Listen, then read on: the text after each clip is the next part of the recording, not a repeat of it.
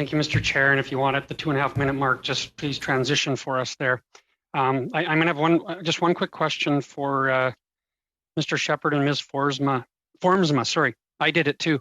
And it's around the community support funding. I know like the original round of community support funding included $15 million for urban Indigenous, and I know that was some concern at the time about the recognition of the need.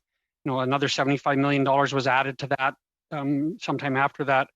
But my question goes beyond that. When we get to the next round of the community support fund, out of about $300 million, there was about $160 million of that was on an application-based process that actually just closed yesterday, if I'm not mistaken. We're well into the second wave, and the application process literally closed yesterday.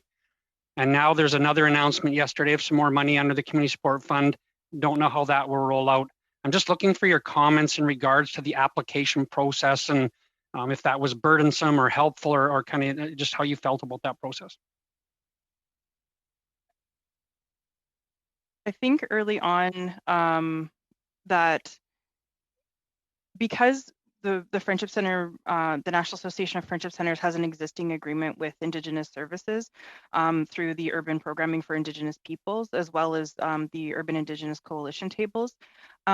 It was our position that we felt like there was already an existing mechanism to at least release dollars immediately.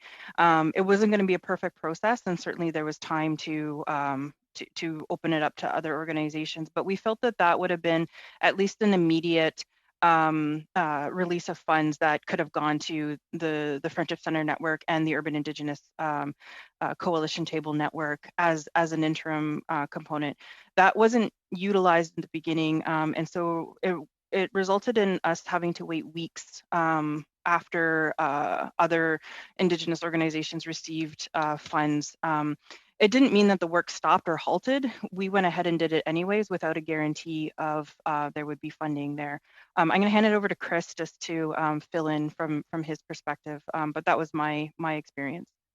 I think we were in front of committee right around when that was happening in the first run, and so being someone who works in a region and works with individual centers every day, I was extremely frustrated that while people were getting direct investment without delay, we were having to contact centers whose staff were working in the now and ask them to start collecting data and information so we can get an application into Canada so that we can get the support to help people. I felt frustrated in round two when the same thing happened again, because you're delivering funding to Indigenous organizations, but you're treating urban ones differently by forcing them to apply. We're now in round three, and it's the same process again. And I think even if Canada had looked at our pre-budget submission and looked at what we had submitted as need, in that submission was the request for money to create an urban Indigenous health framework.